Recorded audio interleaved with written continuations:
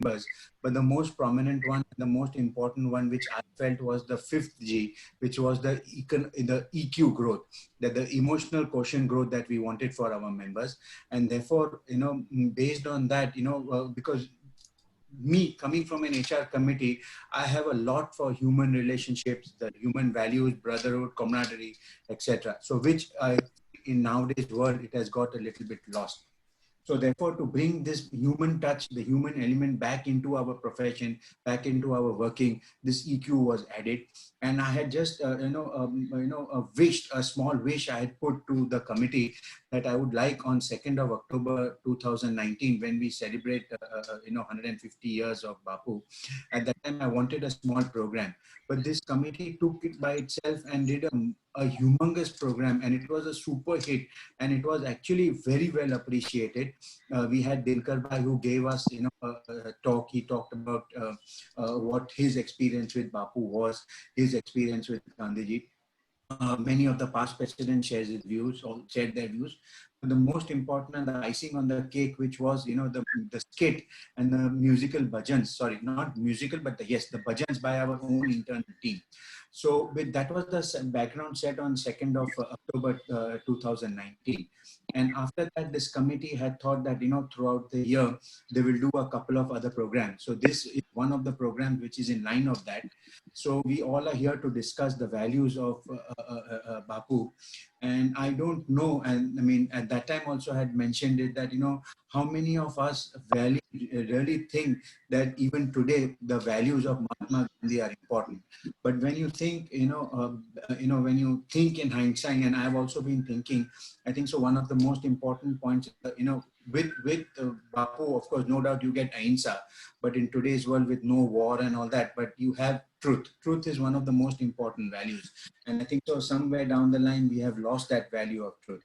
But more importantly, I think so is the value of trusteeship, which I feel, which is there. And that particularly this year, I have come to know, being the president, that according to me, the value of trusteeship, what Gandhiji thought was that all wealthy people should actually be like a trustee or a caretaker, or the holder or the custodian of the wealth that they have. And they should have all these policies, they should conduct themselves in a way that for the socio-economic benefit of the downtrodden, or the socio-economic benefit of the general public, they should indulge their wealth in that way. So therefore, there are many other values also of Gandhiji: spirituality, self-reliant, which again the government is coming out so strongly on. And I believe, being self-reliant will be again a very important, post-COVID and post-lockdown, how we consume ourselves, how we are self-reliant. Because I'm sure with our sheer size of our, people that we have in our country, we are self-reliant, and we will not need to look at any other country for support. And again, most importantly is cleanliness. This was what was taught by Gandhiji. And again, we are coming back to a right circle right after 150 years in 2020. Today, we are talking about cleanliness and personal hygiene. I think so with these words, I hope all of you all have, something new to learn from Mukesh Bhai. And with these words, again, welcome to this study circle meeting. Thank you everyone to have called me, but it was my pleasure to be here, and I will sit through this meeting. And with these words, I will just request Rajesh Bhai to take the proceedings forward from here. Thank you. Can I? Yeah. Yes, thank you, Manish Bhai. I think those were really enlightening words. I think you've really summed it up, and a great build up to Mukesh Bhai's volcano session that we are going to now evidence. So I think I'll just allow Rajesh Bhai to come in and throw a few words in so that we build up further to this session. Rajesh Bhai, over to you. Thank you very much, Ryan. President Manish Bhai, the conveners particularly present just now is only Ryan. No. And no, Gracie is also Gracie is very much there. Gracie is very much there. Oh, how nice. Then Miss Gracie, as well as in absentia, Mahendra Bhai, who have been the instrumental people for the success of our study circle meetings being held regularly and of this quality. And my dear fellow members, the family members, all of you present at the webinar. I'm feeling very good. We are meeting on a working day in the office hours, which in the earlier days was not considered convenient. The lockdown has made it possible, supported by the technological advancement. So this webinar facility has changed the world and our work too. I think we all are now finding this to be more convenient way to meet.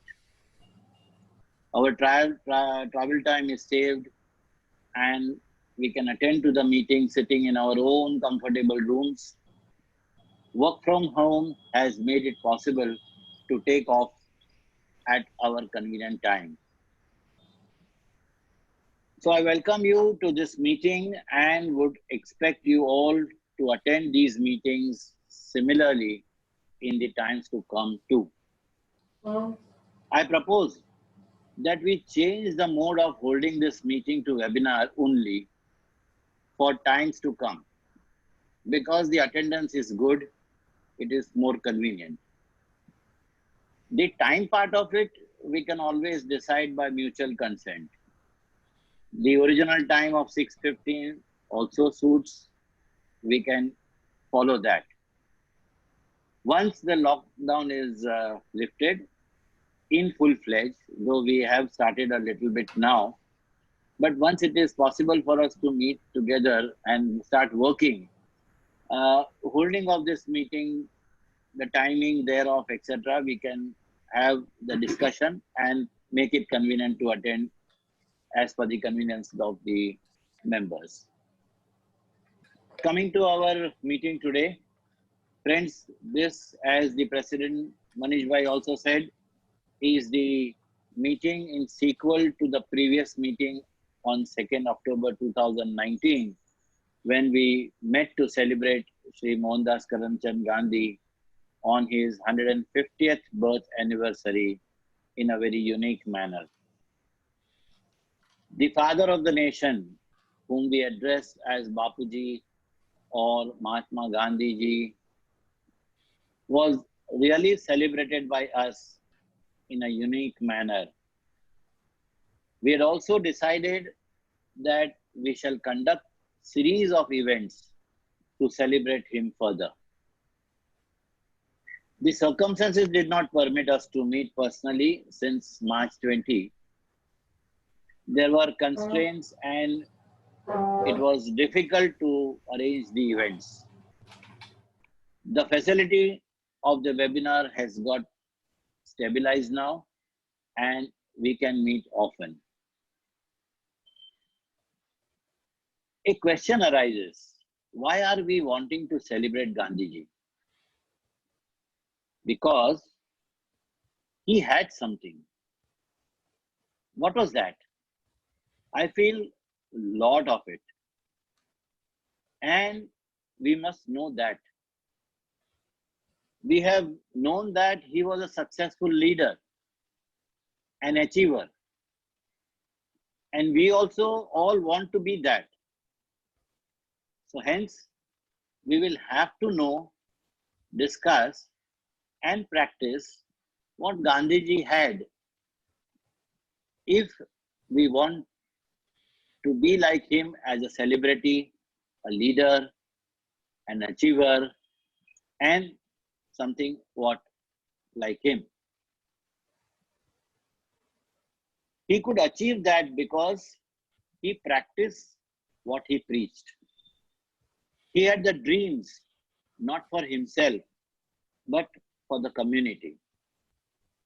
He followed discipline and took actions. He developed some principles and approaches to lead his life. Those principles are important to be known and practiced. So let us know and discuss that today. Our own CA Mukesh Trivedi, also the convener of our HRD committee, has well read the principles Gandhiji lived. He is ready to share them with us, all that he has read and also his views. I'm sure when we pay attention to what he says, we would feel impressed to follow such principles for leading our life too. I feel it will make a difference in our life if we absorb them and practice them for ourselves. It will really add a great value to our life. Please feel free to interact, Mukesh Bhai, as he may feel comfortable to discuss while he is in the discourse. I thank you, Mukesh Bhai, to have accepted my invitation to this discussion today. And I invite other friends like him also to take such opportunities and come forward to share your thoughts and achievements, your knowledge for our convenience. My special thanks once again to the conveners of the study circle meeting, particularly Gracie, Ryan, and Mahendra Bhai, once again to say that they have done an excellent support by this looking after the study circle meeting so regularly and with this quality of discussion and the faculties. With that, friends, I thank you all for the time you provided and hand over the matter back to Ryan sir. Yeah. Thank you, Rajesh bhai. I think that was very well put. I could just see the emotional quotient coming out while you were explaining about the Gandhian principles, and that itself shows your passion for Gandhiji and his values. Of course, today our speaker needs no introduction, but a short introduction for everyone who does not know him, and it's a big loss to them. So. Mukesh Bhai is a practicing chartered accountant. Of course, on the social aspect, he has many passions apart from spirituality, helping cancer patients. He has many hobbies like music, reading, and listens to a lot of music. He was instrumental in the bhajan session that we had on October 2nd. Just a second. So I just request everyone to just mute yourself while I'll be doing it on a regular basis. But I mean, so that the speaker does not get disturbed, it would be better if everyone just mutes themselves. Yeah. So coming back to the introduction, I mean, Mukesh Bhai is one personality with regards to music as well. We've seen him on the bhajan session, anchoring out the entire bhajans that we had. He also loves photography as a person, and he also loves to read a lot, and hence we have him today on our session.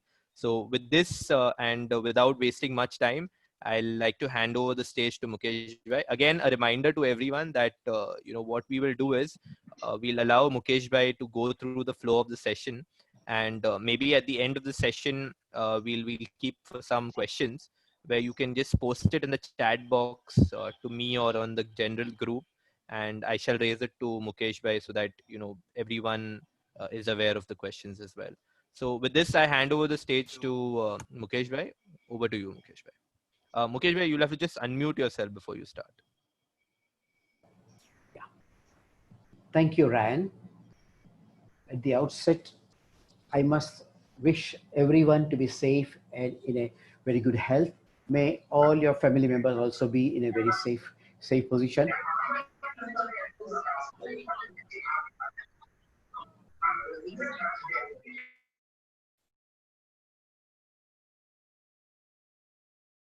Yeah. Hello. Yeah, we can hear you. Yeah. Sorry. I wanted to have my photograph here, speaker's view. I'm not getting my speaker's view.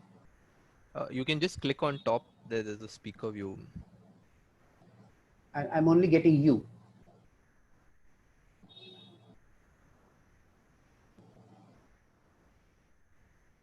You are mute. You are mute. Sorry, I'm saying as you speak, I think it would come in. So Okay, fine. Yeah.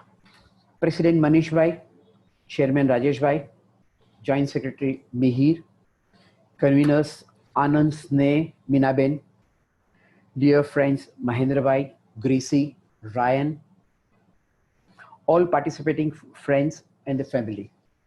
This is a beautiful family to which I'm sharing this particular topic. At the outset, my sincere thanks to Rajesh Bhai to rather inspire and compel me to study Gandhiji's work, and in turn to share this particular learning for the benefit of larger audience. As President Manish Bhai very rightly gave the precursor that how this particular program started.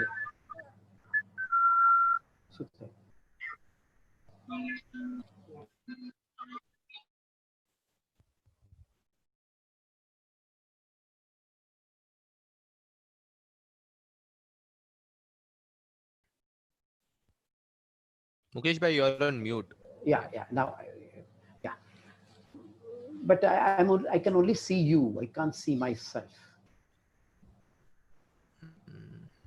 Okay, carry on, no problem. Now, Rajesh Bhai just inspired me to take the studies, and in turn, this was the right opportunity for me to study this one. There is background which President Mihir also, President Manish also shared, and Rajesh Bhai also shared very beautifully. That 2nd October program on 2019, that was the kickstart, and where it was so memorable. And we all unanimously decided that the real Gandhiji, if we want to know what he was, it is only in his values and that he lived, the way he lived. And he has always said, my life is my message. So this was a way it happened, and President and Chairman both looked upon all of us, and Chairman said that you just start and we'll have a wonderful learning about it. With this, I'm going to discuss today about values Bapu at 150. This is the topic, as you can see on the screen. And before even that, there is a very important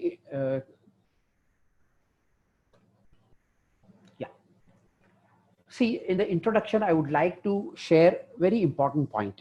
What is that? For me, this is a very nostalgic subject, because in 1969, when I was in school, in our school, we had a centennial year celebration of Puja Bapu, Mahatma Gandhi. Our school was running on the Gandhian principles, and it was a wonderful experience throughout, right from wearing the khadi or spinning the cotton and preparing and making the cloth, and lot of vocational training also we had, like making the carpentry work and electrical work and so many things. These were the absolutely in the line with what Gandhiji lived at South Africa in the Tolstoy ashram, and the way he was training the people.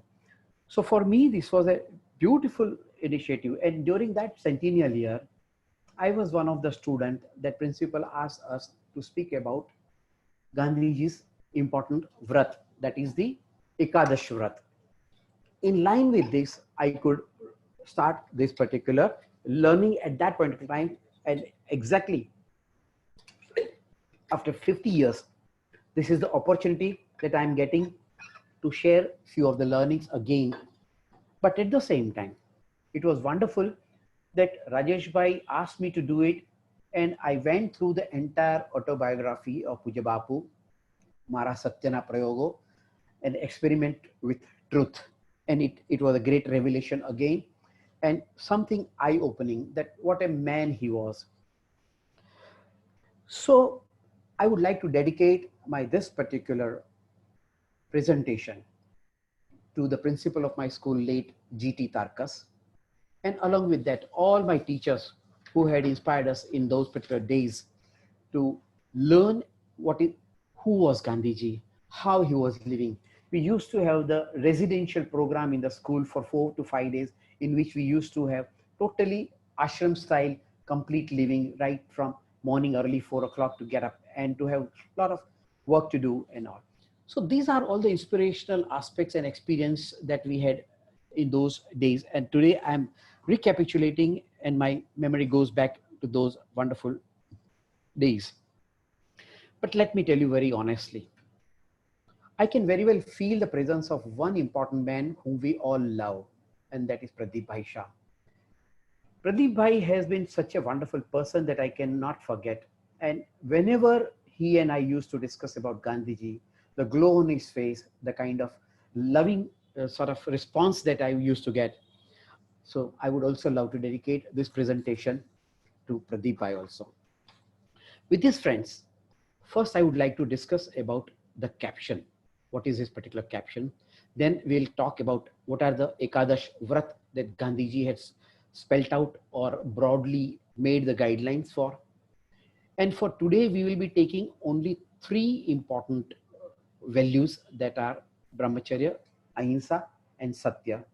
Other values we'll just cursorily touch upon, and with the permission of the organizers as well as chairman and the president and incoming president, we'll discuss them in the time to come as and when the opportunity comes. With this, friends, let us look at it. Well, friends, first of all, I would like to speak about the caption values. In today's generation, we come across the variety of the perception about Gandhiji. For politicians, here is a political mileage to get whenever they offer a garland on the statue. For someone, it is at Rajghat offering the floral tribute. Any dignitaries coming from the abroad, and they are always taken to the Rajghat and they will be offering the tribute. For someone, he was such a beautiful sort of model that one would like to just have a sort of single line caricature or a painting or a drawing or something. For some fashionistas, it could be the designs in the khadi, and for the models to have the similar kind of what you call fashion icon that he had propounded the khadi as the positions. For some, he was just the values for him could be that Gandhiji was a root cause of our communal divide, and he had given undue importance to somebody. Or for somebody, he was a champion of freedom movement or non-violence or anything else. But above all, commercially, everyone in his pocket or her pocket, there is a currency note or a coin, and there is Gandhiji again. And his value, unfortunately, is reduced to the currency. But Gandhiji, as president as well as chairman, laid a foundation. Was such a wonderful and such an immense personality. In fact, it is our reverence that we had such a great Yug Purush, the man of the century, had born in this country, and he dedicated his life to this country. Just imagine that first 15 years of his life was shy, introvert, and really full of confusions. Not only that, he fell prey to few of the wrong things, like even stealing or eating the non-veg food, etc. Despite of that, at the end of all this, he reformed himself to be the champion of non-violence. And with the non-violence, he brought us the freedom. So what was the inspiring factor which gave Gandhiji such a wonderful inspiration? How he came across everything? Let us try to go through it.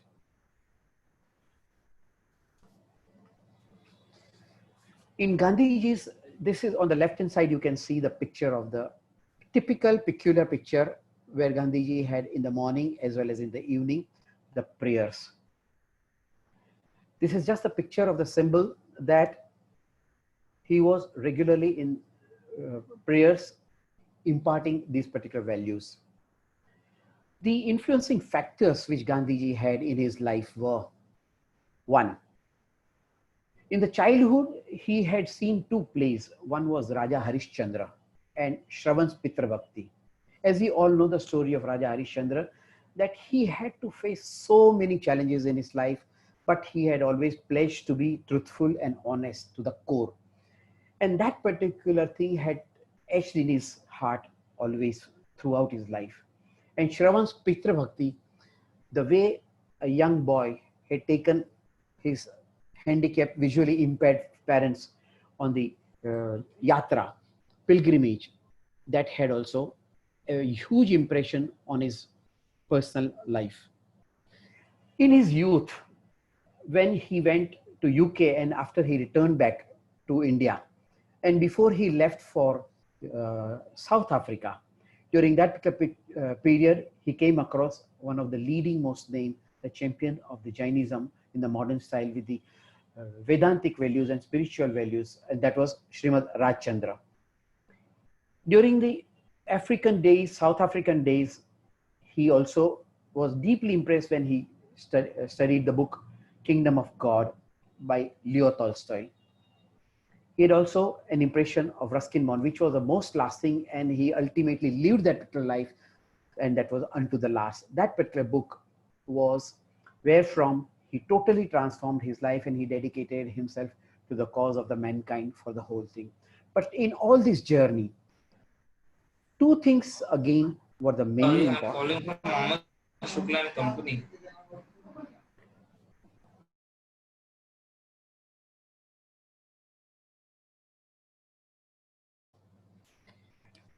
During that particular time, the most important throughout his life, he had always been with Bhagavad Gita, Upanishads, and Patanjali Yoga Sutra.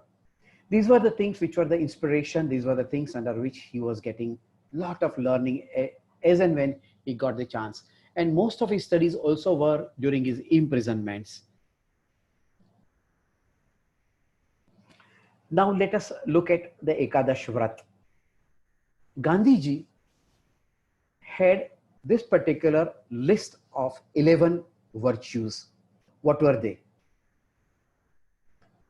Ahimsa, Satya, Asteya, Brahmacharya, Aparigraha, Sharirashrama, Aswada, Sarvatra Bhayavarjanam, Sarvadharma Samanatvam, Swadeshi, Sparsha Bhavana.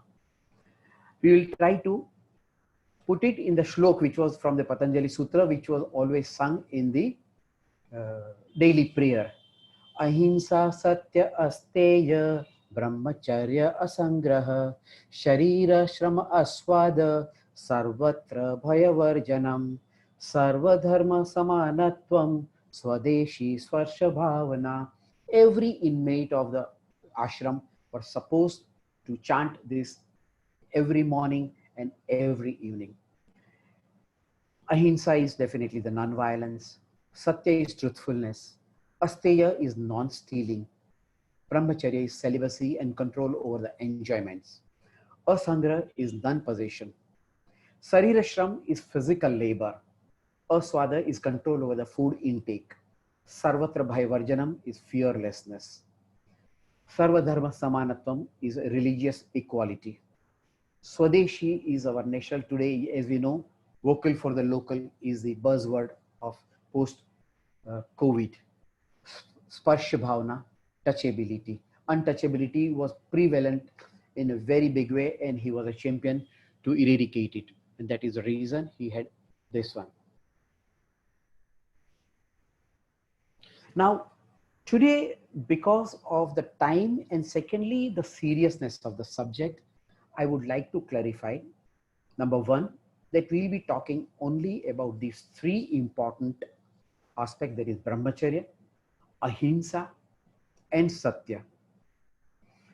This is a really serious topic. So I would request all my friends to at least first of all mute their speaker phones, and two, we are not going to have a sort of entertainment here, but we are going to go a little deeper than just touching upon the aspects. So I look forward to your wonderful attention also. We must try to appreciate one thing, that Brahmacharya starts and ends at the body level, though its controls are at the emotional levels, but its major action points are at the body level. Ahimsa is always at the mind level, and Satya is always at the intellect level. Now, some of us will have the question as to what is body, what is mind, and what is intellect, for which I would like to give a small simile. Suppose you are in an office. In the office, there are three persons. One is a peon, one is a clerk, and one is a manager. The peon's job is to receive whatever the mail comes or whatever the outsider's input comes. He hands over to the clerk. Clerk checks them and processes them and gives it to the manager for taking the right kind of call for the decisions.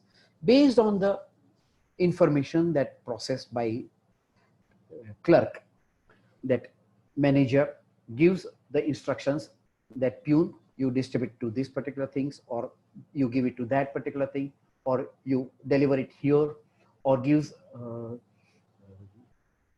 clerk to also process it and compute, etc. So here, peon is your body. The clerk is your mind, which has an emotional seat of emotion, and intellect is the seat of decision making or the main power of taking various final decisions. So let us understand as to what is brahmacharya. Brahmacharya means living in self-control with respect to the functions of all organs of perception and enjoyment in life. It does not mean total denial. One should be master of one's enjoyment. It is moderation in the sense enjoyment. So the point is that living in a self-control by abstaining from excessive indulgence in the sense pleasure. So here the buzzword is excessive indulgence.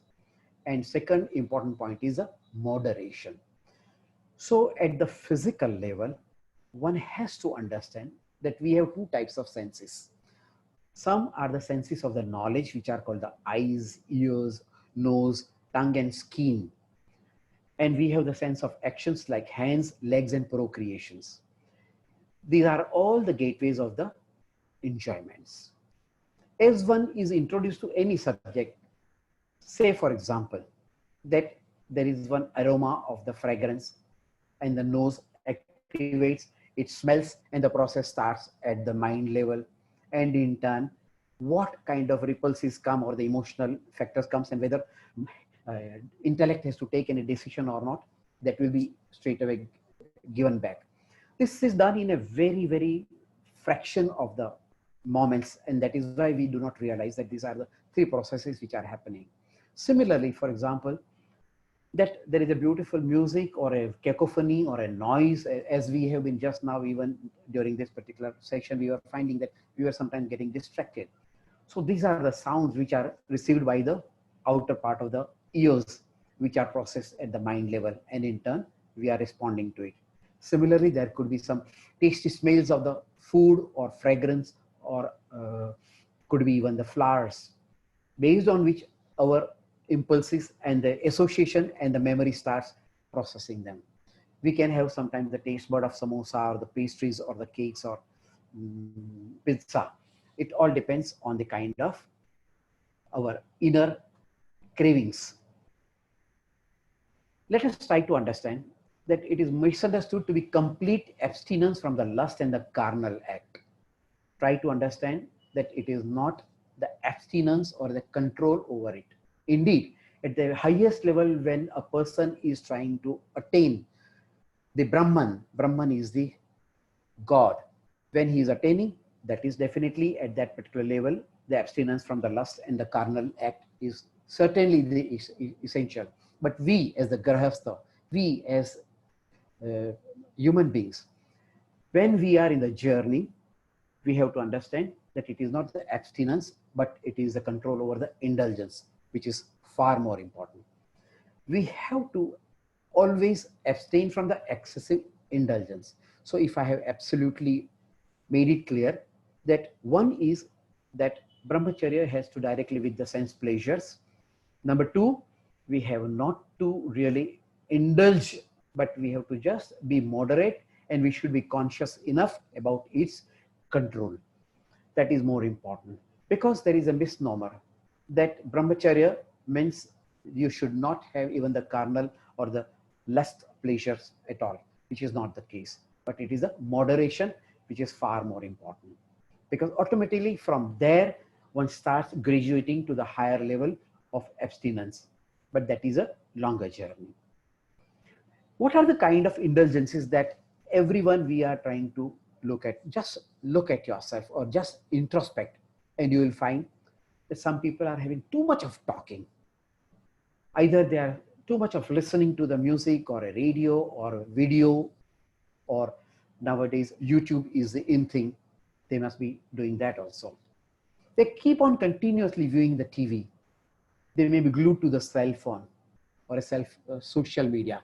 Every moment they want to check what is a WhatsApp, what is a new message, what is exactly the SMS, what is happening in this particular thing. They will be jumping, how many likes have come, how many dislikes have come on my Facebook, how many pages, and selfies will be there. These are all, when it is too much, then it is definitely a matter to relook at it. So that is why brahmacharya is a practice of moderation with the self-control at the root of it. Let us read. You also read, and I am also reading. And join me, because every word that Gandhiji has said makes a sense, and we will try to discuss a little more. What chiefly distinguishes man from the beast is that man from his age of discretion begins to practice a life of continual self-restraint.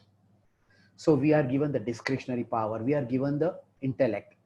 All the other animals, insects, are not given the intellect. They are pre-programmed animals, whereas we are given the intellect, and that has to be used for the self-restraint, and judiciously it has to be used for our all actions. God has enabled man to distinguish between his sister, his mother, his daughter, and his wife. So we are very clear to understand the distinctions between the genders, and even among the gender, what is the functional role in which they are, and accordingly our relations are going. Life without brahmacharya appears to me to be insipid and animal-like. As I was just talking, animals are the pre-programmed animals, and they have only very few things to do: eat, have the procreations or the indulgence, and just take rest. They do not know anything else. When there is a matter of security, they try to attack, whereas human beings are given the judicious mind, and that is the intellect that has to be used in a right way. The brute by nature knows to self-restraint. Man is a man because he is capable of, and only insofar as he exercises self-restraint. What formerly appeared to me to be extravagant praise of brahmacharya in our religious books seems now, with the increasing clarity every day, to be absolutely proper and founded on experience. So he has experienced. He had also, at one point of time, he has shared about this. So before that, about that story I'd like to share. He admits, see the finest thing about Bapu is that he has been honest to the core, and he admits that sometimes he used to have the indulgence with Kasturba a lot. At one point of time, his father was serious and he was on a deathbed. And while he was serving him, his mind was at the bedroom, and he wanted to rush to his bedroom to meet Kasturba. But as soon as he reached, the door knocked, and he was told that you are called because father has gone further serious. He realized that, oh my God, this is the one that I'm trying to do, that even for this kind of carnal pleasure, that I just could not even be parting goodbye to my father. So this is the kind of guilt with which he felt. He has admitted it as many times. And it was one of the toughest decisions for him to take in the life, or from all the things, because truth was already ingrained in him. Ahimsa was gradually, he was never hinsak, he was always ahimsak. But brahmacharya was the toughest thing then, and it took him a huge long time. In around the time 1904, he was born in 1869, but around 1904 or 1906, that he completely abandoned himself from even the carnal relations with his spouse. Let us look at it, that how we can really practice brahmacharya. Well, friends, first is that looking at, I have just tried to bifurcate or just illustration, and you can always expand on this. For example, for the eyes, looking at the rising sun, or even looking at the setting sun, and the glow and the kind of atmospheric, beautiful glow that is happening in the sky, the different colors that are created in this, and the nature, the breeze that you are feeling it around it.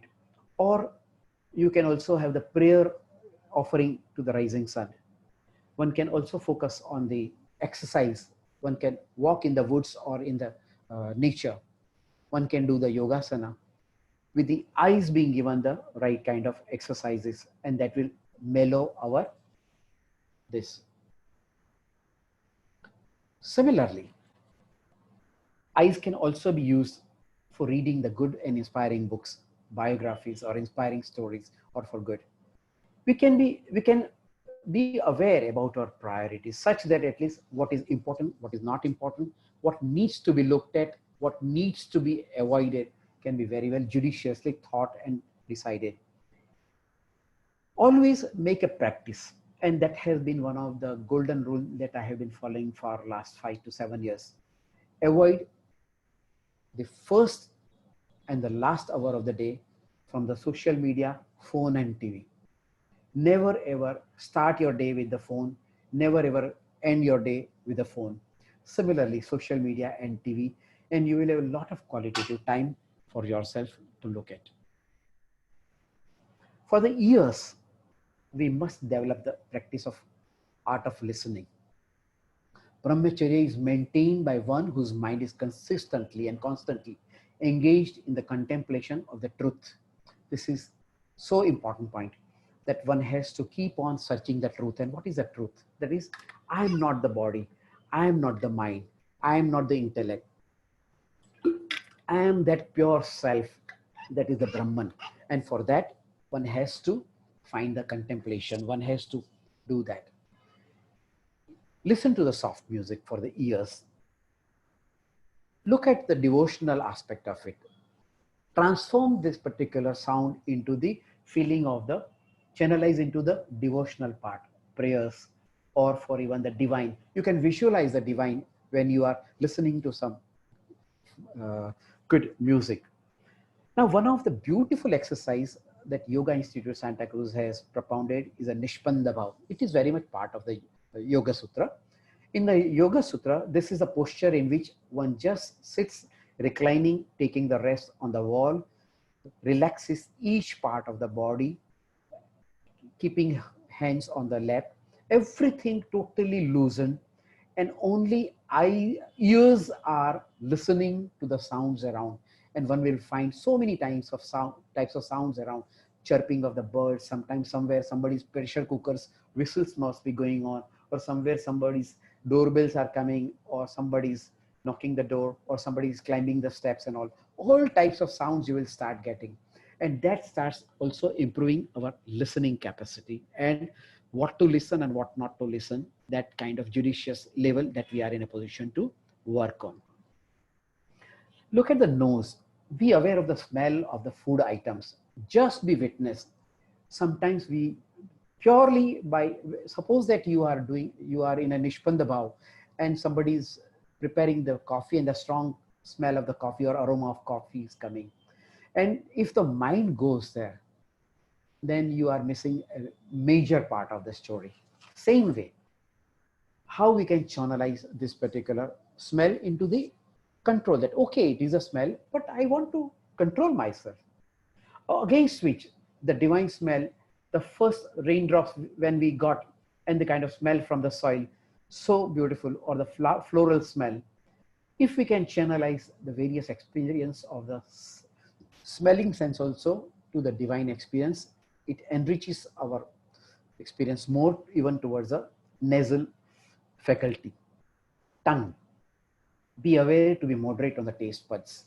Each eating the sattvic food like vegetables, homemade food, and nowadays in a lockdown period, we had a tremendous opportunity to have homemade food, and we all realize that the home is running on a moderately better positions of the cost, and simultaneously the food is turning out to be really tasty.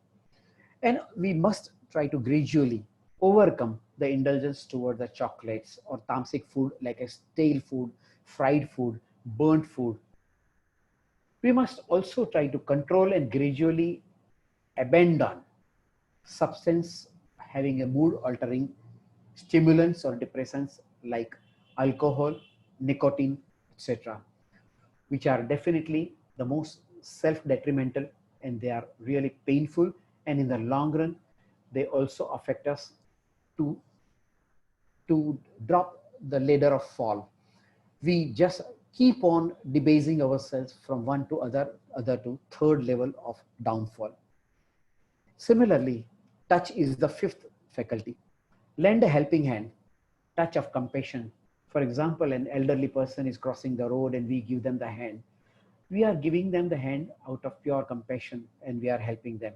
Similarly, somebody is really vulnerable in the local train, and if we are giving them the hand to protect and ensure that he is safe, this is the kind of thing. We have to also offer selfless service wherever possible, whichever is the area.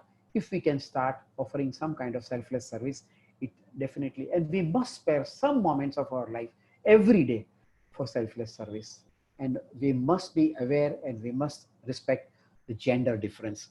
Male is male, female is female, and our touch to each particular person and each relation is altogether different. Our touch to the mother and to the spouse and to the girlfriend and to the sister are altogether different.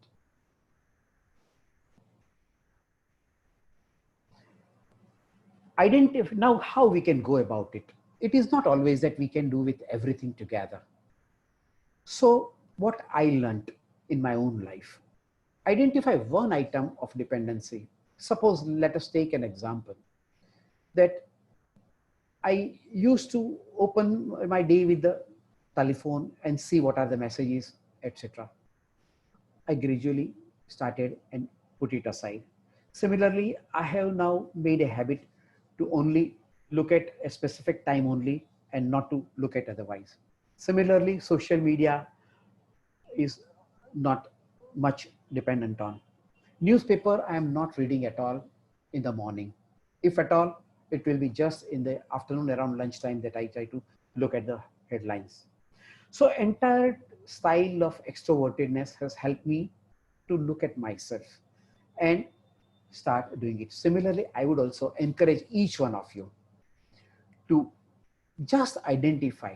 If you can't identify, your closest people in the family can help you to identify what is our really natural weakness. Something must be that we must be talking a lot on telephone with XYZ, how we can be aware of it and how we can try to become more and more conscious and etc. Because in our life, there are so many things around which we have our black holes we may not be aware of, but our near ones, dear ones are aware. They can be of a great help to understand this, and we can work on it. And gradually, step by step, even a baby step today onwards, if it is done, it will help us big way. My objective of this particular presentation throughout has been that only, that at the end of the presentation, at least one small message can go, which we can try to dedicate to Bapu. It would be worth this particular presentation. We should always avoid the indulgence of the food. Sometimes we do not even know, and particularly while viewing the TV, if we are eating, or even while looking at some other, our concentration is at one place and we are eating, we have a chance to overeat. In the parties, when the cuisines are, spreads are massive, we just forget how much to eat and all. viewing or engaging in unproductive things.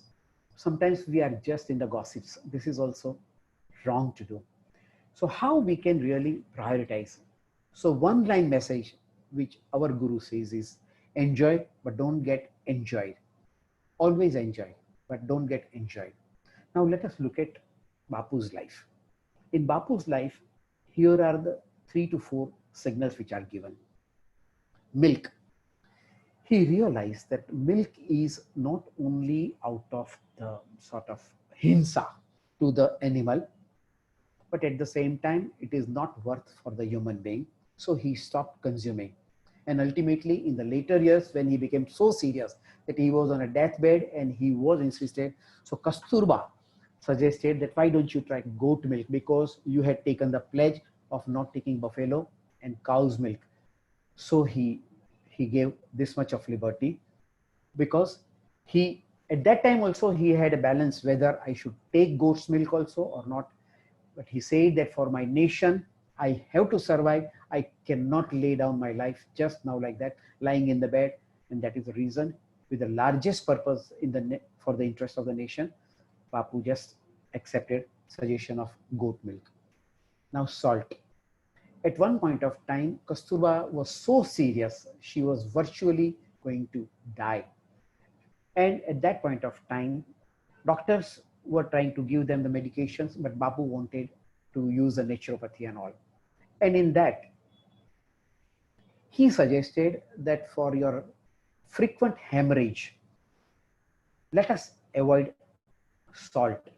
And Kasturba retorted very badly, and she said, do you know how the food tastes without the salt? It is I who have to undergo this kind of sufferings. And thereafter, Bapu also left the salt, such that for 10 years, he did not touch any food with the salt. He was required to take he was exposed and he was required to take the non-veg food. In the one place when in the childhood that he had taken, and after that he had taken the pledge to his mother, he never ever touched. There were so many compelling reasons. When he went to UK to study, everyone said that without non-veg food, you can't survive the cold of the UK. He said, nothing doing, I don't mind starving, I don't mind dying, but I will not touch the non-veg food. In the later part of the years, and particularly once he started plunging himself, or he just dedicated himself to the freedom of India, and he was every day invited to one or the other towns, one or the other place, and hosts were overzealous to offer him one or the other, so many cuisines and varieties of the food. He had very clearly communicated to each family that in a day, I will be eating for the 24 hours only 5 items. And those 5 items, out of which, suppose that if it is taken in the 1 or 2 items are taken in the morning, then 3 items only in the evening. If it is 3 items in the morning, 2 items in the evening. And sometimes if 5 items in the morning, then the fasting in the evening. This is the kind of way he observed brahmacharya. Now let us go to the second important concept, that is ahimsa. I have tried to bifurcate each topic into various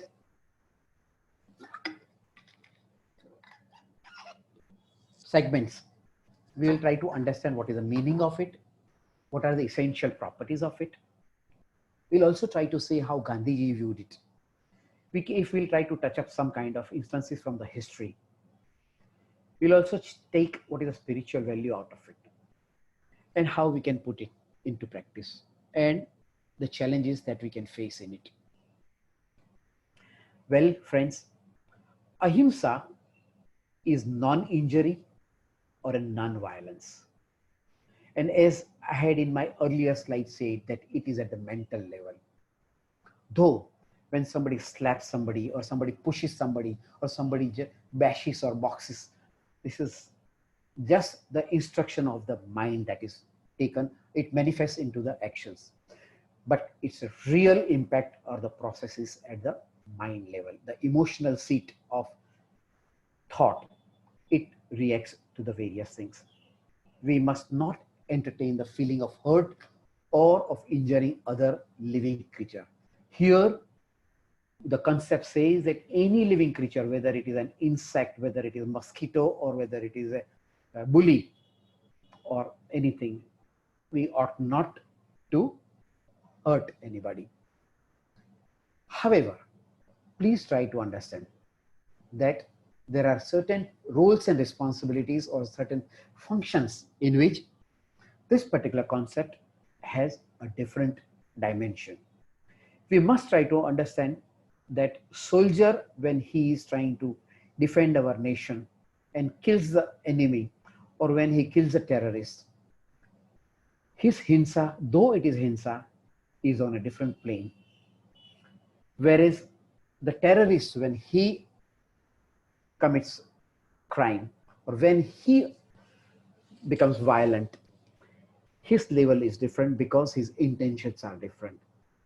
Similarly, when the surgeon puts a cut on the patient, it is different from the one which is a murderous knife on the victim.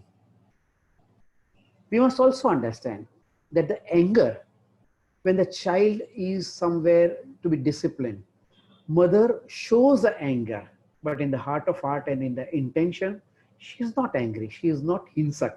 She is absolutely in the unbound love for that little child. So same way, we must also understand that in certain part of the life, indeed, till now, we have been committing so much of hinsa even by thought when we are trying to do it. But once we become little conscious, once we try to dedicate ourselves on a better platter of or pedestal of ahimsa, we must try to ensure that our intentions are pure and noblest. The mind is subtler and has control over the actions. It provokes the violent actions. We must try to understand that the body is the grossest. The mind is subtler and the intellect is subtler than subtler. That is, it is subtler than the mind. And always one must try to understand that the subtlest controls the subtler and the gross. Here, in the case of hinsa, it is the mind who controls the body. So whenever any kind of things that we react to, or any kind of things, whenever we commit the hinsa, it is the mind who instructs the body to do the job. How it triggers? It triggers out of feeling hurt, anger. It culminates into anger, jealousy, envy, brutality, rage, vengeance, aggression, and many other words will come. But we can very well visualize that how the violence can come or hinsa can come. But everything starts at the mind level. What is Gandhiji's view? Let us look at it. I am not a visionary. I claim to be a practical idealist. The religion of non-violence is not meant merely for the rishis and the saints. It is meant for the common people as well. Non-violence is the law of our species as violence is the law of brute. The spirit lies dormant in the brute and he knows no law but that of a physical might. The dignity of man requires obedience to a higher law of strength of the spirit. So what here Gandhiji says is that ultimately listen to the voice of your inner conscience. Inner conscience doesn't want us to be brute. Inner conscience doesn't want the violence. It wants the peace. It wants ahimsa. I have therefore ventured to place before India the ancient law of self-sacrifice. For satyagraha and its offshoots, non-cooperation and civil resistance are nothing but new names for the law of suffering. The rishis who discovered the law of non-violence in the midst of violence were greater geniuses than Newton. They were themselves greater warriors than Wellington. Having themselves known the use of arms, they realized their uselessness and taught a weary world that its salvation lay not through the violence, but through the non-violence. Let us try to appreciate here. Bapu has so beautifully said that Ultimately, everyone's journey, whether today or tomorrow or even after the 84 lakh yonis that will pass through birth and death cycle, our ultimate salvation is to reach the Brahman. And in that salvation, the only and only vehicle is non-violence. And non-violence can be more and more practiced when we are also having the brahmacharya well supported. Let us now examine the root of ahimsa. It is uttermost selflessness. Selflessness means complete freedom from regard for one's body. If man desired to realize himself, that is truth, he could do so only if he is completely detached from the body, by making all other beings feel safe from him. That is the way of ahimsa. Again, of the highest level of spirituality that Bapu is talking. And he's saying that for the highest level of reaching the Brahman, one has to gradually understand that the body, mind, and intellect, and these are all mithya, or they are folly. It is not permanent, they are ephemeral. And for that, ahimsa is a vehicle with which one can try to graduate to the higher plane. Ahimsa does not simply mean non-killing. Hinsa means causing pain to or killing any life out of anger or from selfish purpose, or with the intention of injuring it. Refraining from doing it is ahimsa. So ultimately, the selfish motive or a limited purpose for which sometimes we are injuring. We may injure by even thinking ill about somebody, talking ill about something, or even visualizing something ill about something. These are all part of the hinsa in the highest level. Only means for the realization of the truth is ahimsa. Perfect vision of the truth can only follow complete realization of ahimsa. The complete realization of the self has to be purely through ahimsa. Without self-purification, the observance of the law ahimsa must remain an empty dream. God can never be realized by one who is not pure of heart. Self-purification, therefore, must mean purification in all walks of life. And purification being highly infectious, purification of oneself necessarily leads to the purification of one's surrounding. So it is so infectious that when you are pure, automatically the purity starts. So many times, in one of the situations, it happened that in South Africa, around certain time when he was agitating, some people had the sort of impression that the provocations has been by Bapu. And they attacked him. They badly attacked him. He was bruised. And police and the commissioner and everyone also asked him to identify the people and to complain. He said that I do not want to complain. They have done because they were under the wrong impression. That is their way of doing it. But I will not like to do it. And not only that, by that his goodwill was improved, and the people who were doubting his intentions started becoming his best friends, and they also started briefing him for his legal advice. So this is what is Bapu. I would also like to share one more important and very important story which I had read in Anthony Robbins' book, Awaken the Giant Within. In that book, it's a beautiful story that one day it happened that two criminals in the US, they had just been released from the prison and they wanted to do something which can bring them back to prison. They were so much comfortable within the prison cell that they were finding it uncomfortable to struggle for earning and to make something, make their ends. So they try to decide that we will kill the first man ever whom we meet, so that with this heinous crime, we will try to go back to the prison cell and we'll be back in our comfort zone. And one thorough gentleman, one of the finest gentlemen of the town, ever helping man, a very decent man, got fearing. He just came to the gas station and he was trying to fill up the petrol.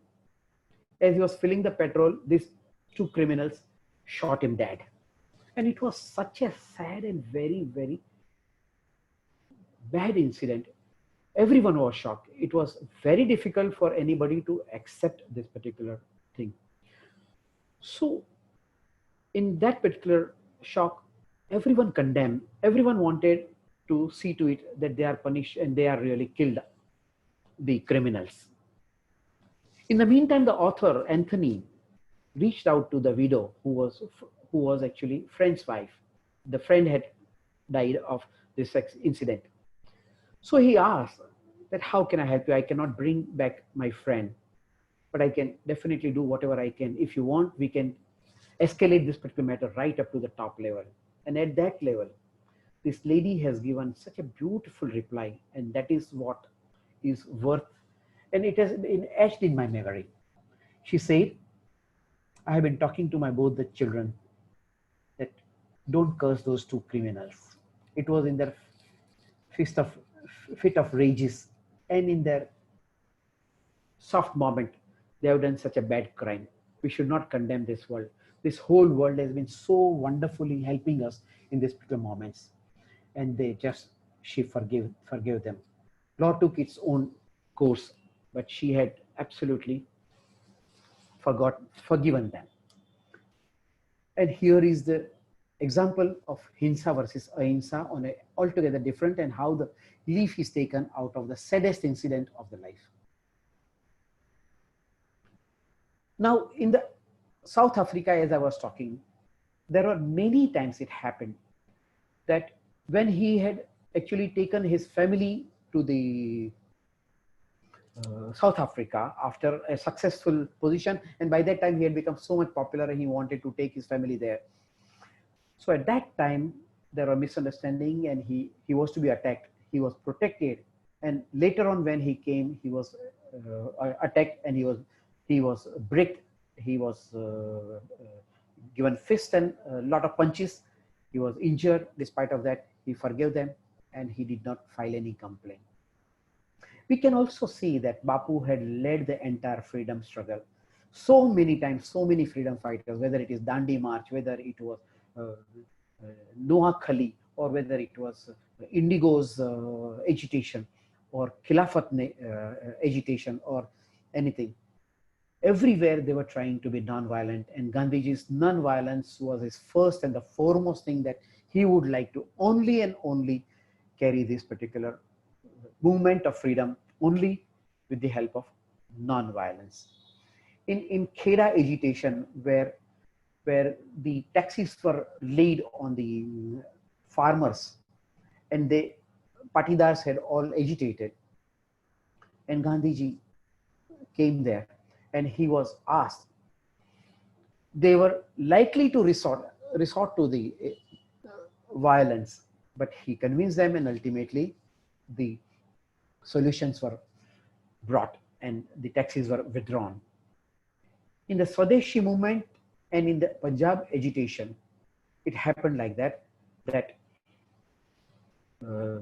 agitation culminated into the violence. And even at one point of time, it happened that Gandhiji, in case of Swadeshi movement, had to abandon the entire exercise for the time being, because it was against the principle of his non-violence, because he never wanted the freedom at the cost of non-violence. He wanted to win it with non-violence only and with utmost confidence. We also know in the history, Nelson Mandela had, even till Nelson Mandela, the apartheid was very much prevalent, right up to about 1960 or 70s or 80s even. Apartheid was, color difference was too much prevalent in South Africa, and he had taken the inspiration and cue from Bapu, and on the basis of which he won, and for so many years he was in the imprisonment, and after being released he became the prime minister of that country. Jainism, as we all know, is the base of the entire Jainism is on the Ahimsa, and they believe it and they try to practice it to the best core level. Buddhism has the value of compassion, and it endorses ahimsa. Here I would like to again bring your attention to two major scriptures, our itihasa, or the two beautiful scriptures, Mahabharata and Ramayana. Mahabharata was a war. It was ultimately the war. So people will say that Krishna instigated the war. But here the difference was that to re-establish the dharma or the righteousness and eradicate the adharma, he had to inspire the Pandava to fight that war, because without which it was not getting possible. He tried his best to ensure that a war can be avoided, violence can be averted. But Dhritarashtra was blindfolded with love for his son, and he was not budging. Similarly, in case of Ramayana, he sent the emissary to Ravana to release Sita honorably, and he would not do anything. And even after having killed Ramayana, he had all the respect for him, and he had inspired Vibhishan to carry out his final rituals with all the state honors and in the right way, because he was Shiva Bhakta and he wanted him to be appropriately honored at the last time. So here were the instances in our history of the violence, but these histories should be distinguished that it was for the righteousness that was to be done. Indeed, the argument will come even in case of freedom movement, but still Gandhiji had the principle to stick to the non-violence. He had at the core non-violence as his major weapon to fight with. So that is why he stuck to it, and he did not want to ever budge from that.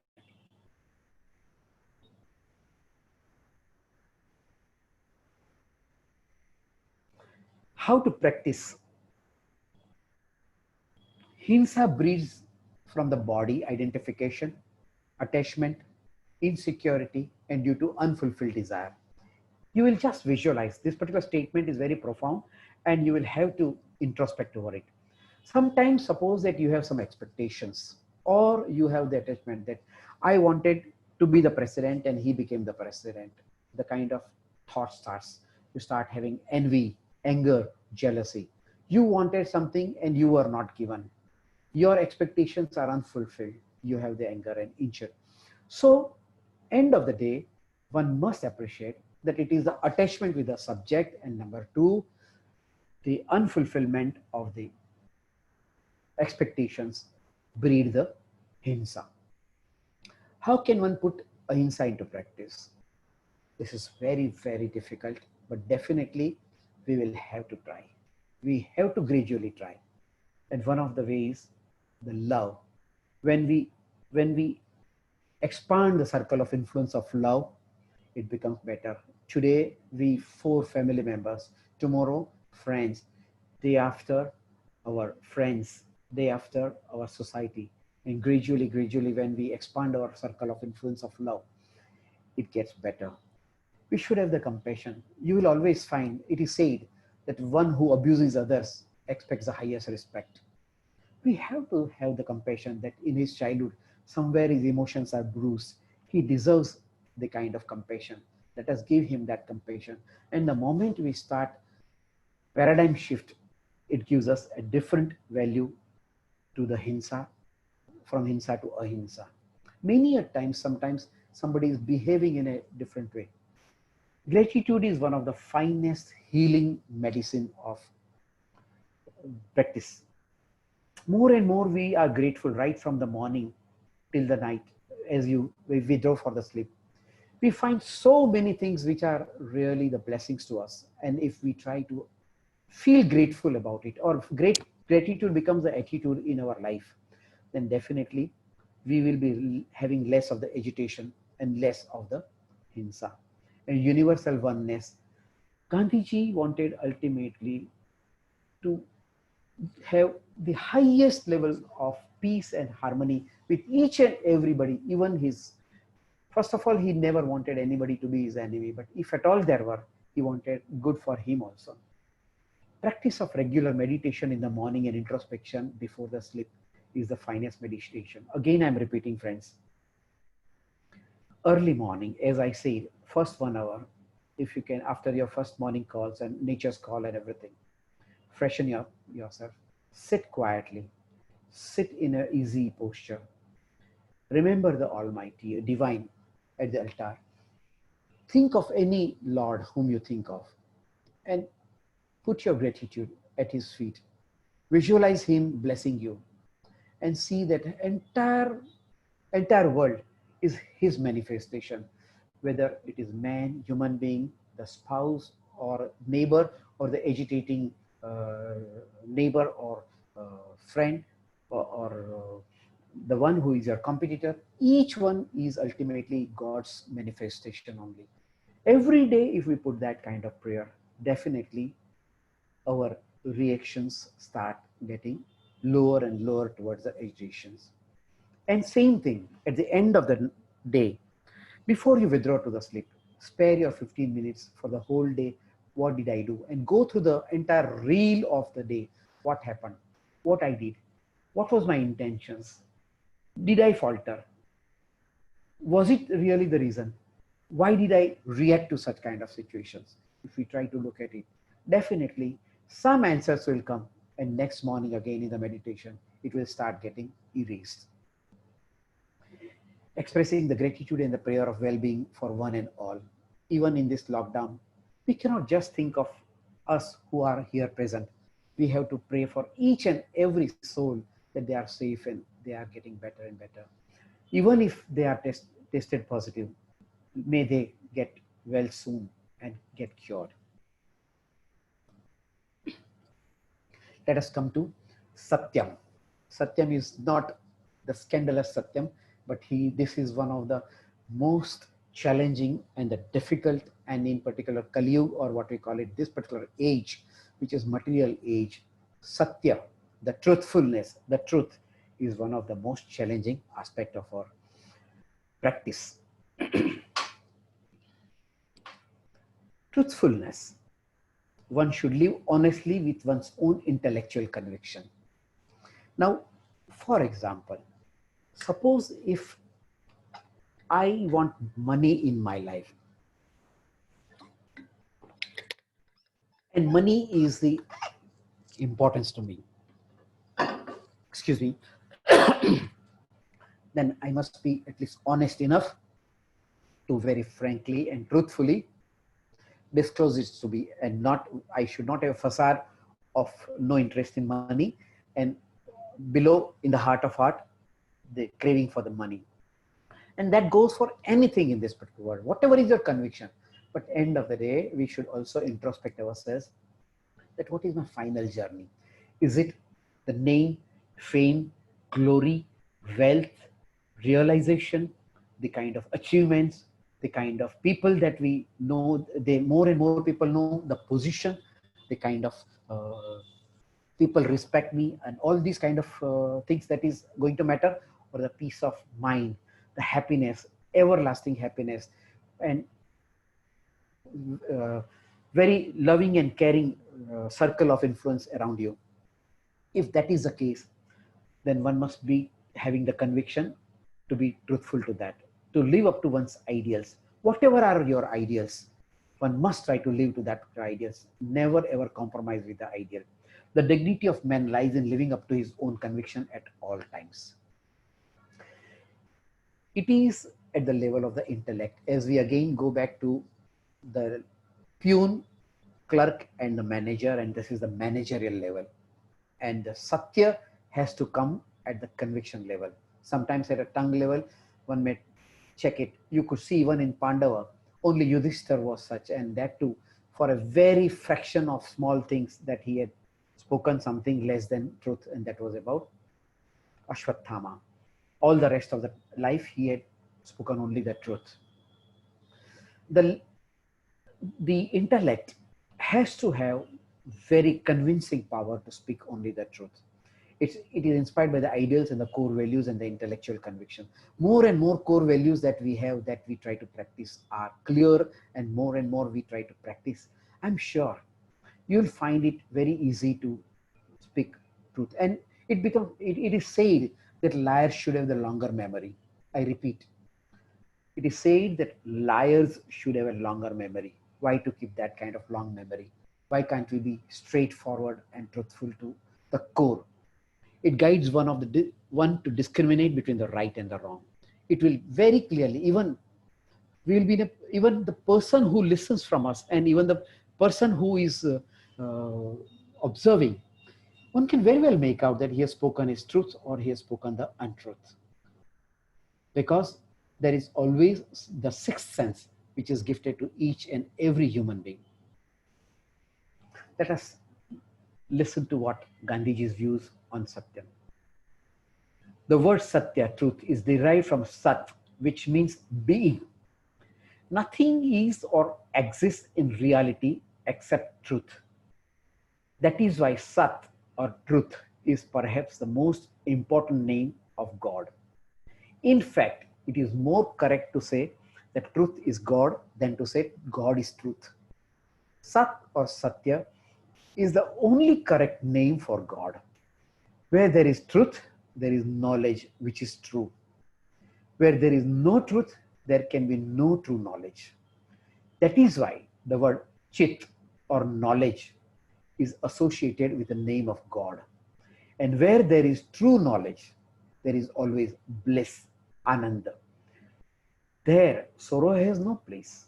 And even as truth is eternal, so is a bliss derived from it. Hence, we know God as Sat Chit Ananda, one who combines in himself truth, knowledge, and bliss.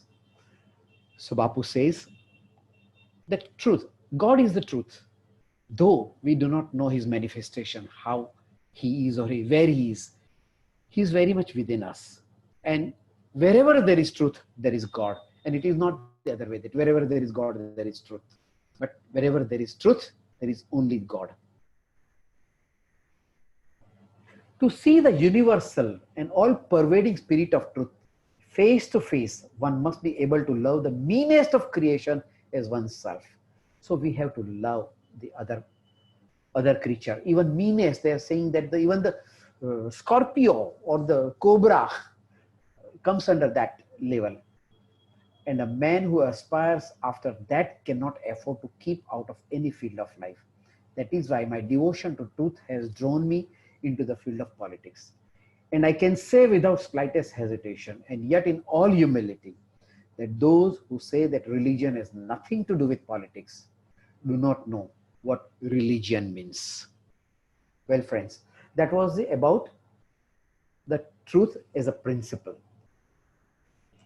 Gandhiji was inspired in the childhood by Raja Harishchandra, and he always followed that though come what may, how much of the turmoils and how much of the challenges Raja Harishchandra faced in his life. In fact, Gandhiji performed the play many times in his school days because he was deeply attached by this one. And I'm sure that this is the one play, and Shravan's Pitra Bhakti play. These were the two which had the lasting impression, and which we could see till his last breath when he pronounced Hey Ram. In South Africa, before the court, this is the story, very important story. It happened that he was defending his client, and during the arguments, he was on a winning position. But that point of time, he was given to understand by the client that he had falsified and he had given the false statement. Gandhiji immediately requested the magistrate and the judge to pass the judgment against the person, and he withdrew from it, and he really reprimanded that gentleman that I can understand anything, but I cannot defend you against a falsity. Please never ever do that. And that is how he was ready to accept the defeat in the courtroom. Similarly, one of his very strong client, who was very well-paying client, and he was also supporting his public cause. But it happened that he was getting and importing a lot of things from India in South Africa. but he was smuggling certain things. So on certain items, he was not paying the duty, and that for which he was already in the collusion with the custom officers of South Africa. And later on, when the notices came for him to pay the duties and penalties and all, Bapu said, at that time, Mohandas Karamchand Gandhi, Mr. Gandhi, and he was very popularly known as Bhai. Bhai, he was told till then. He said, I can try to defend you, not for your falsity. I can try to defend you only and only against the harsh imprisonment. And that is how he entirely prepared the petition in such a way, and he impressed upon the client to pay the penalties twice the amount of duties saved, and he ensured that he was not imprisoned. So these are the levels at which he has always practiced the even in his public life.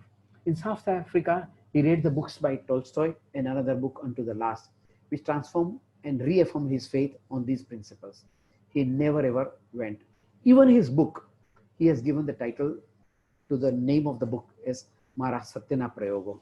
This itself shows that his childhood, though he has written this book around 1920-22 in the prison, everyone said that Bapu, you have now the very long history of the public life.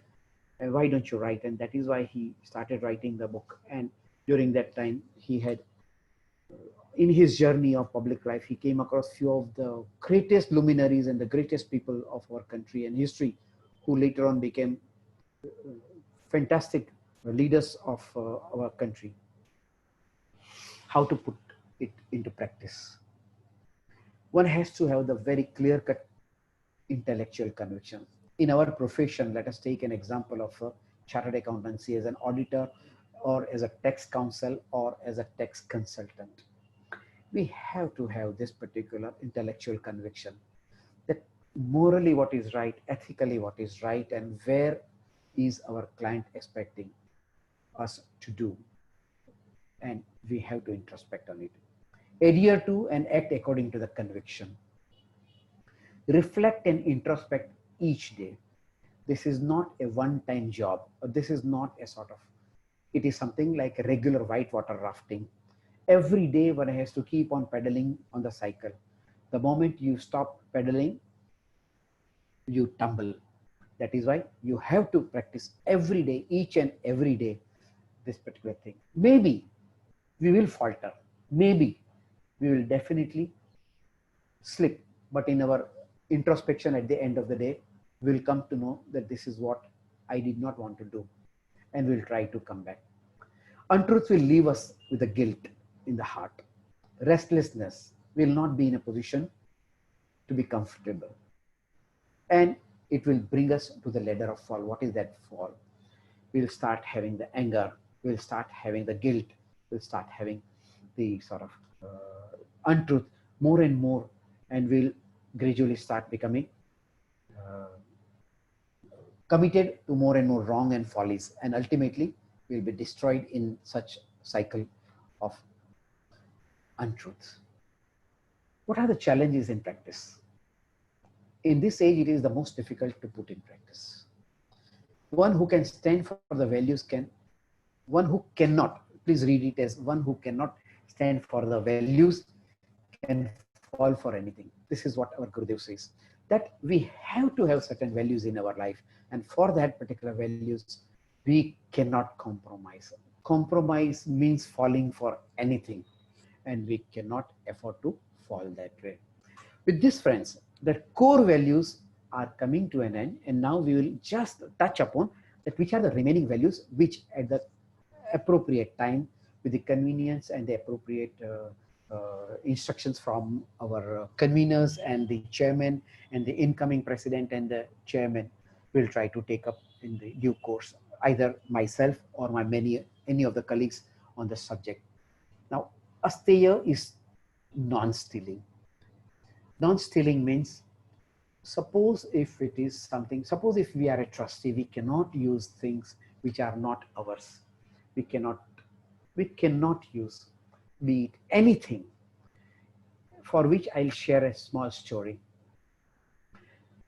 In one of the faith, the Guru Maharaj had said to them that suppose that you have a beautiful field of wheat and the neighbor's field is adjacent to it. Suppose that a sparrow comes and sparrow picks up one grain from the field of the neighbor and flying in your field drops it. You are obliged by that one, and your runa, or the kind of obligation to pay back, remains. So to such a minutest level, we owe to the whole world. So better it is not stealing. Asangra. We have a habit to conserve. Even during the lockdown period, many people just started going to the shops and they started conserving, collecting a lot of things as if nothing will be available. So let me fill up for my home. It should not be there. In Japan, when the tsunami came, everyone was mature enough and they just did not want to lift anything because they were conscious that no, this is not the right time to pick up. Sharir Ashram, we must have the hard work. Aswada, control over the food and intake. Sarvatra Bhayavarjanam, there should not be any fear either from us, or we should not be afraid of anybody. That kind of atmosphere should be built up. Sarvadharva Samanatvam, religious equality. Swadeshi, gradually time has come that we more and more start implementing this particular quality to begin with. And Sparsha Bhavana, fortunately now at least untouchability is no more a sort of taboo as it used to be in those days. Today, a lot of people are really overcoming, and we respect and we treat all the people alike. We don't have any kind of things, and that is very easy for all of us to practice. Well, friends, so after 150 years that Bapu left us, let us introspect. Is the new generation aware about Bapu? How much we know about Bapu? From this particular discussion that we had today, from the values that Bapu cherished, what is one value or what is small practice that we can start, begin and put it in practice and do it? Friends, while I was trying to prepare myself, I had a privilege to go through this particular book, My Experiments with Truth, entirely again. As a student of Vedant, and during the learning of last 5 years, I had a chance to study Foundation Vedant, Advanced Vedant, and Bhagavad Gita. During that time, all the materials were handy, and they also helped me to prepare this particular presentation. With this, friends, I sincerely thank you, each one of you, for giving me this opportunity and sharing with you the learning. But let me tell you, I'm enriched, and it has again given me a lot of thoughts to introspect today when I'll be going back to my bed. With this, friends, thank you so much. Thank you, Mukesh bhai. I think it was truly an enthralling session. I must say, you've covered everything possible on the 3 points. I think it was an exhaustive session. A lot of us, have gained a lot of values from the session. So I'd request if anybody has any questions, they can probably, send me a message on the questions, or if Before Yeah. that, only Yeah. small thing. I am also a human being. I'm on the journey. I'm a grahastha. Considering, treat me as what you are. But in last 5 years, at least, it has given me fairly good clarity to learn and imbibe and try to put them in practice in my baby steps gradually. Yeah. Yes, sir. So if anybody has any questions, they can probably message them on the group, or if not, they can probably raise their hands in the reaction section. So anybody has any questions?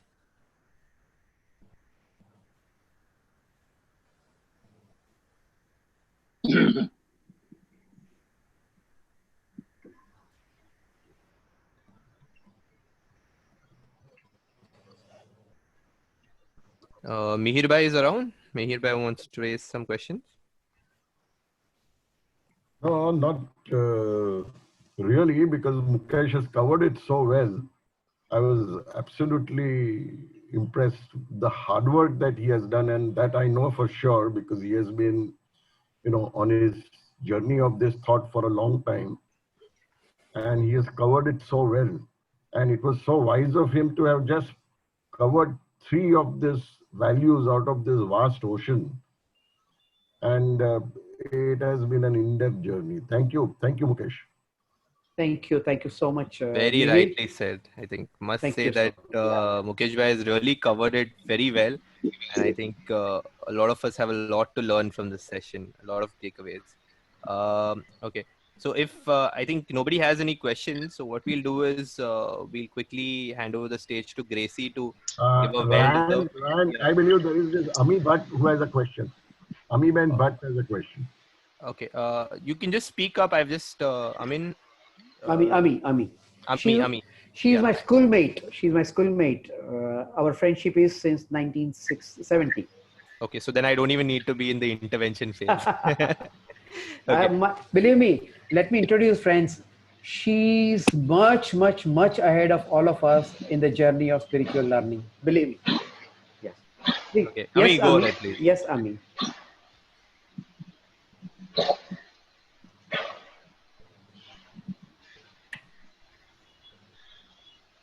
Hello. Hi, Ami. Can you hear us? She has a. She must be having a bout of coughing, probably. No, she's on a mute. She's on a mute. Ask her. Okay. She has to unmute. She has to unmute. She's speaking something, but she doesn't know that she's on a mute. One sec. Yeah. Yes, Ami. I'll unmute you if I can. No, I can't. You will have to unmute from yourself. Please unmute from yourself if you can.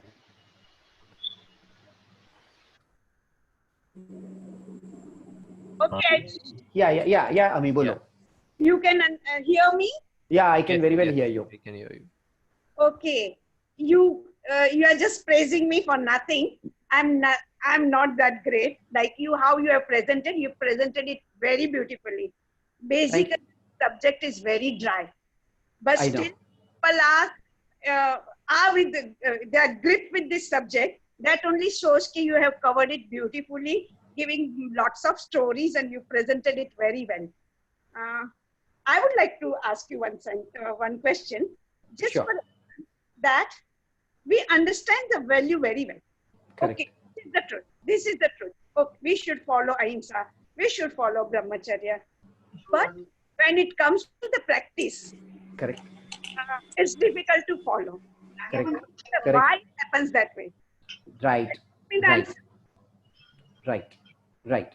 Very good question, and it is absolutely a pertinent question. The most important thing is that why it happens. Though we know intellectually, we have already been aware, but when it comes to really putting it into practice, why it happens, that we just can't control our.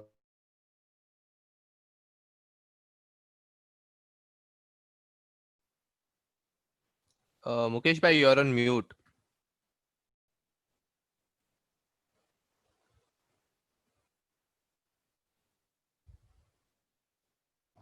Well, I appreciate your question that while putting it into practice, it becomes very difficult for us to implement it, notwithstanding that we know that intellectually we are convinced, but here emotions overpower, and that is why, as it is said, the faculty of our self has an ego, and number two, ego plays a very subtle and very important role in our day-to-day life, and attachment to the subject also makes a lot of things. And the only practice that one can try to do is that meditation and the introspection. These two things only will start giving us gradually the position very clear that in the entire day's picture, where did I falter and why did I falter? Can I again try to? It will, in fact, initially, suppose that if we start, I recollect that initially I wanted to at least ensure that I do not get angry easily, or rather I should not lose my temper.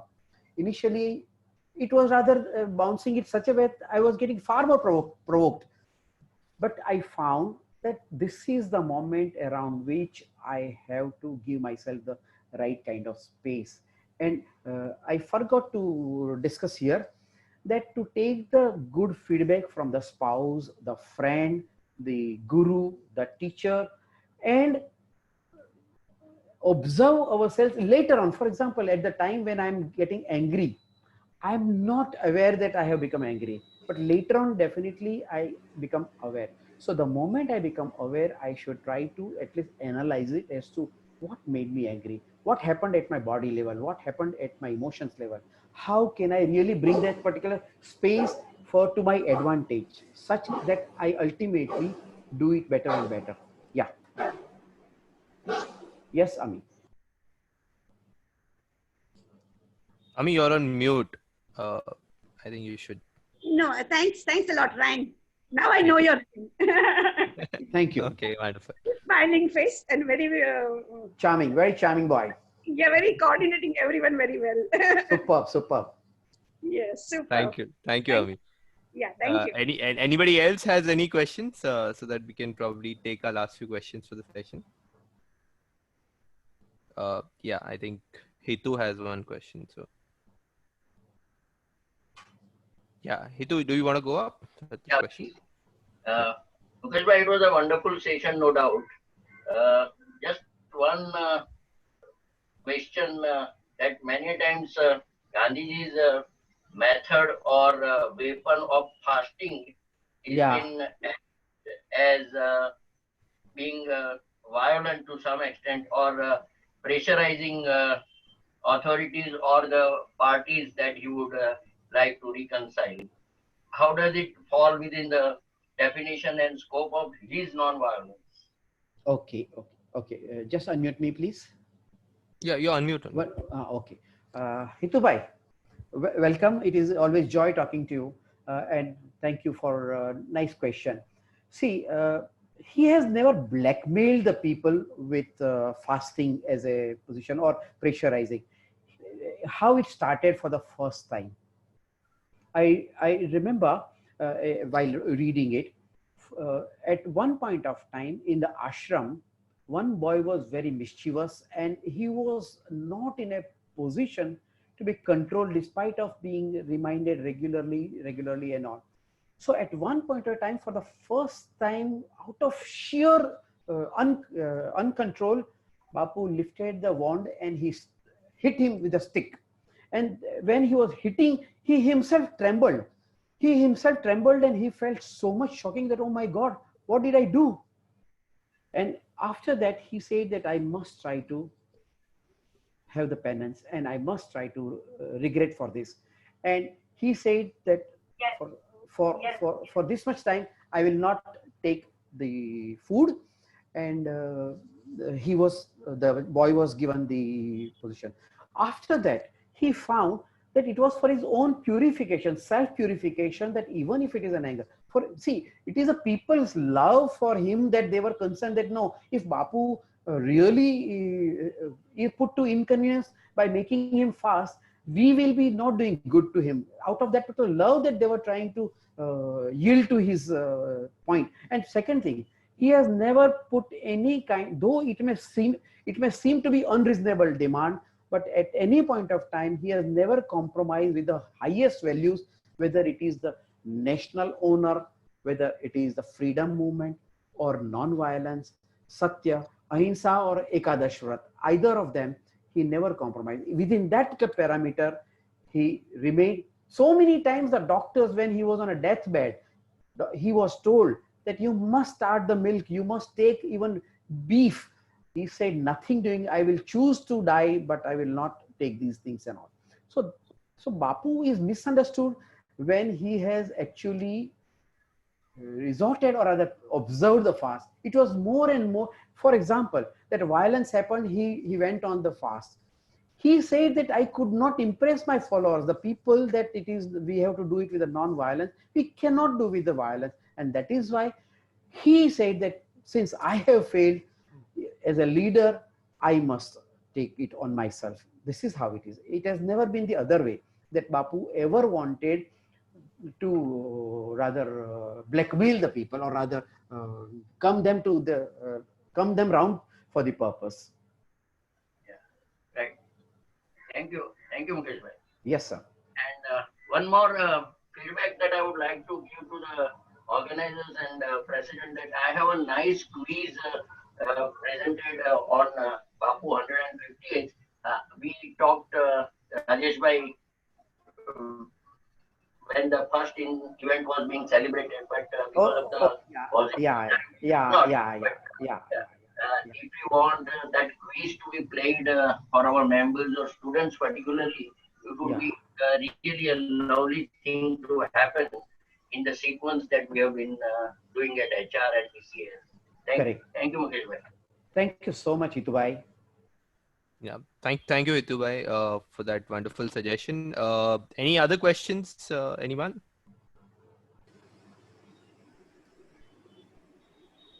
Oh, just a second. I think I've just got a message. Yeah, so a lot of praises, Mukesh bhai, on this. I think somebody has written saying that I have traveled back 50 to 55 years, which is a very good praise for this kind of a session. Thank you.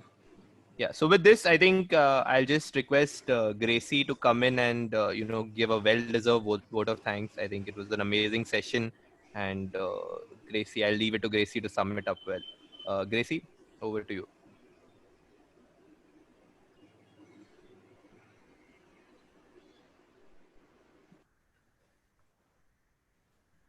Gracie, are you in? I think, Gracie, you should unmute yourself.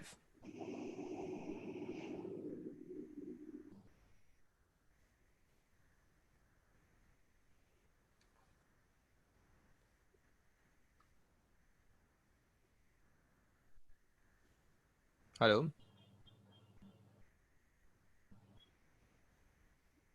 Gracie? You want me to call her up? No, it's okay. Otherwise, now then we can. I think I'll request Mihir bhai if he can, probably give the vote of thanks. Sorry, it's a makeshift. Hello. Yeah, Gracie, then very good. It was not getting unmuted. Oh. Respected seniors. One minute before Gracie, you propose any formal vote of thanks. Let me sincerely thank you for doing a wonderful job over the years and today also, and such a way nicely that you have been doing a great job for all of us. Yes. Yes, over to you, Gracie. Thank you, Mukesh bhai. Hello. Yes, we can hear you, Gracie. Go ahead. Thank you, Mukesh bhai. Thank you for cooperation of you and everyone at BCS, all present here. Hello. Yes, sir. Yes, we listen. We are hearing. Go ahead, respected seniors and friends present at this meeting, a very good evening to you all. On behalf of BCS and all here who spared their precious time during the last 2 hours to attend, especially Manish bhai, Mihir, Rajesh bhai, I thank you for the privilege of thanking Mukesh Trivedi. A big thank you and a big applause to Mukesh Trivedi for making this event worth attending through this wonderful discourse on Mahatma Gandhi. Thank you so much. Thank you for reading Gandhi's Experiments with Truth and sharing your learnings. Thank you, Mukesh, for sparing time and sharing your knowledge. Mukesh not only studied Gandhi's book, but related the learnings to today, which is 150th birthday celebration of Gandhi. He has appropriately titled today's learning Values Bapu at 150. Currently, with more work from home and less travel, all will find time, hopefully, to introspect and make corrections to our values through thoughts, words, and actions. In spite of sea change in lifestyle today, these teachings are very relevant today. Thank you, BCS event staff, Javed, Khushali, others. Thank you, Manish bhai, Rajesh bhai, Mihir, Anand, Ryan, Mahendra Bhai, Mukesh for wholehearted support. Above all, thank you all participants for sparing time to learn with us. Trust each of us present here have learned something new and will practice principle-centered values. Thank you. Thank you, Thank you, Gracie. Gracie, for that very well, read out and very well narrated vote of thanks. I think it covered each and every aspect, and thanked each and every person who was part of this entire journey. I think Mihir Bhai Thank was you, saying Ryan. something before we interrupted him. Mihir Bhai, you wanted to say something? No, no. As I said, that Mukesh has covered it so well. And, on the topic, the values, I believe the value is the code of conduct that one lays for oneself. And the collective values ultimately beget a culture. And it's through the culture that man evolves himself. Correct. And this is such a beautiful journey, and Mukesh has sown the seed, and I'm quite sure that we will probably get to hear more about these values from him. Thank you. Thank you, Mihir. So kind of you. And it was our good idea in when we were preparing for this 2nd October program, that this was one of the essential things that we wanted to share, that people should know who was Bapu really. Yeah. Correct. Yeah. So with this, I think we almost come to an end. But just before we leave, I think I would, request our president, sir, to please come in and just sum this up and probably end the session with Rajesh by giving the closing comments post that. So Manish Bhai. Manish Bhai there? Manish Bhai there? I think he'll have to unmute himself. Manish Bhai.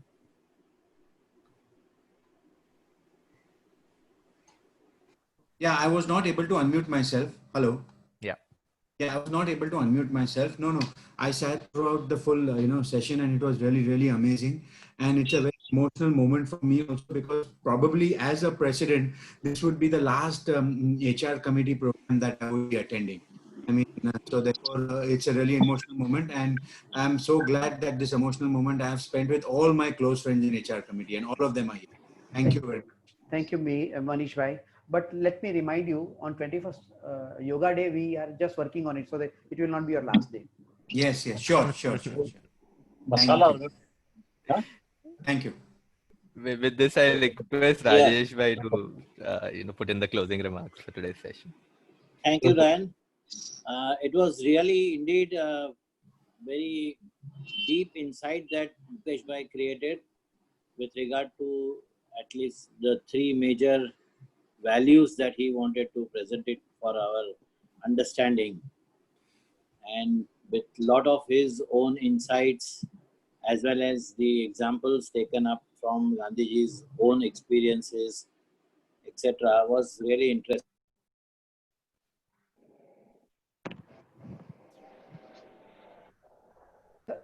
Rajesh Bhai, you're on mute. Okay. Till what time was I unmute? Anyway, I can repeat it myself. That I said it was a very good experience that we had in Mukesh Bhai's providing that insight on those 3 major values that he selected to discuss today, along with his own experiences, illustration, understanding, and that also of the Gandhiji's own practices or other in practical life, the experiences that he had. It was interesting, and it was definitely giving a good illustration to all of us about how can one look at the change. Changes are, yes, difficult, and in the present day time in particular, the atmosphere is such that it is difficult for us to practice what we have learned or what we have been preaching. Very difficult, but that is the real challenge. That is what we need to accept. And if we are dedicated, if we are sincere about it, to see that we want to be what we have thought about, maybe we'll have to have a determination and change ourselves. And gradually, slowly, step by step, we can try and practice it. One day we will certainly reach the path. reach the peak through that path. So hope for that best. I wish that this topic should not be left out, because if there were other values also in this series that were left out, I can request Mukesh Bhai himself to take it further, or maybe Hitesh Bhai to come forward. Sure. I welcome your offer to present that video also from whatever you have prepared. So we can have these meetings more often done. Luckily now on webinar, we do not have to have much of a problem to organize it. So as per the convenience, I would leave it to the conveners as well as to the coordinators for the study circle, all the three of them, to see about it, how practical it is that we can meet and complete the rest of it. It was interesting. Thank you very much, Mukesh Bhai, for your efforts. My warm regards, Rajesh Bhai. Thank you so much. And it was very nice to have this particular sharing with all of us. Okay. Thank you, Rajesh Bhai. That was really inspiring words. With this, I must say we come to an end of one more session. Of course, Gracie has one announcement just before we go. Also would like to encourage all of you all to be part of these sessions more often.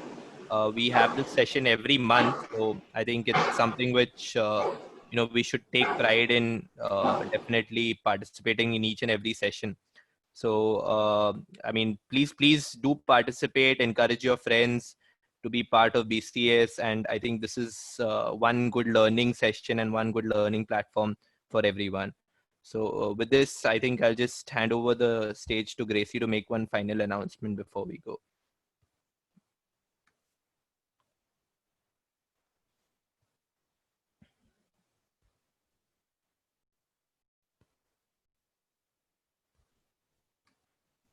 Hello.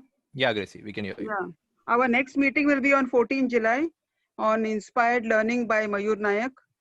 It will be from 6:15 to 7:45. Yeah, thank you, Gracie. So and we look out. yeah, We are hoping that all of you will attend and will bring your friends also. Yes, thank you, Gracie, and thank you everyone for being part of this session.